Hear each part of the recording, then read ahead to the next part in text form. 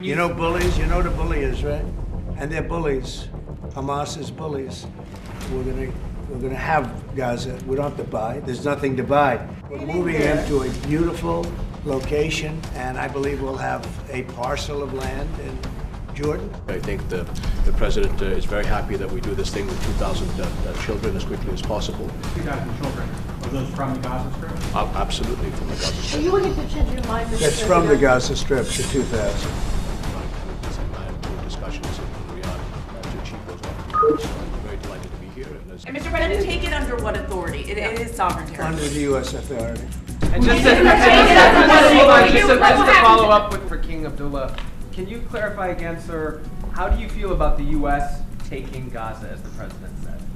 Well, again, this is something that we, as Arabs, will be coming to the United States with something that we're going to talk about later to discuss all these options. Why should the king take in the Palestinian people? He's made clear he doesn't want to. Well, I don't know. I think maybe you want to say it now, or...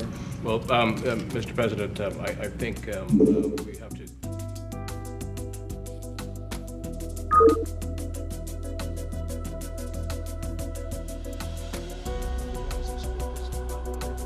Is Saturday still your deadline for Hamas?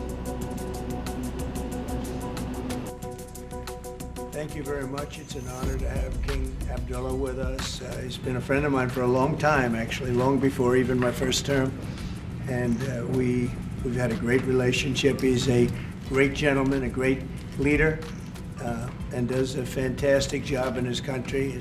We've had some quick discussions just now, and we're going to have some longer discussions after this. If you'd like to say a few words, and thank you very much. Mr. President, thank you very much for having us and so short after your inauguration. I truly believe that with all the challenges that we have in the Middle East, that I finally see somebody that can take us across the finish line to bring stability, peace, and prosperity to all of us in the region.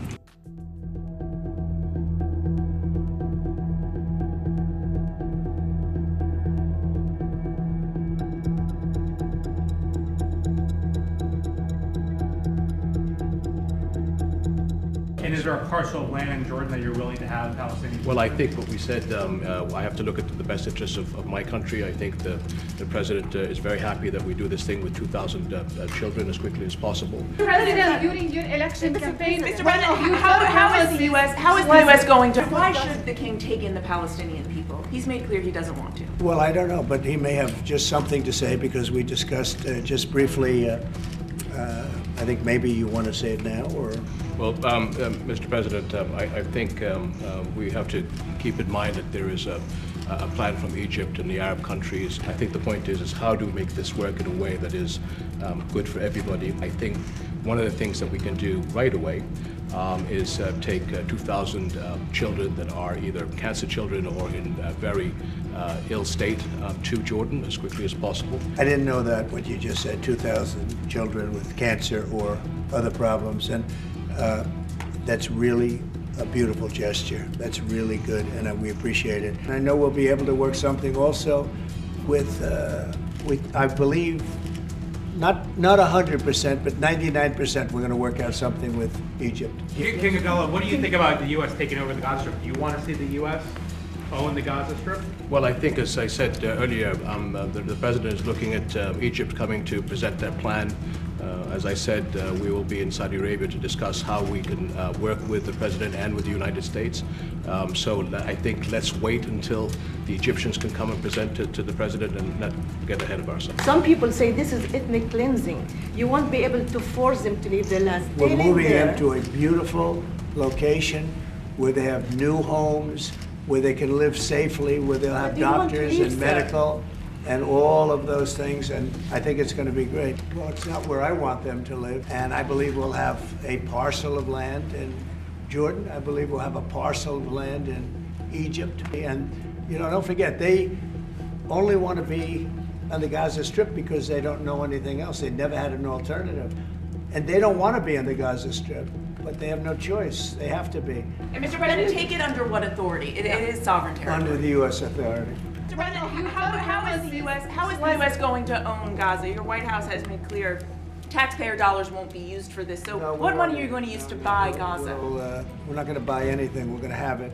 And We're going to keep it, and we're going to make sure that there's going to be peace, and there's not going to be any problem, and nobody's going to question it. And we're going to run it very properly. Mr. President, President, you've said from your before team that are you the bringing in U.S. charge of it? would buy Gaza, and today you just said we're not going to buy Gaza. We're not going to have to buy. We're going to have Gaza. We don't have to buy. There's nothing to buy. Gaza, it's a war-torn area. We're going to take it. We're going to hold it. We're going to cherish it. And Mr. President, would you seek to personally develop property in Gaza after this happens? No. I've had a great career in real estate. Thank you for your words, and thank you very much. Mr. President, thank you very much for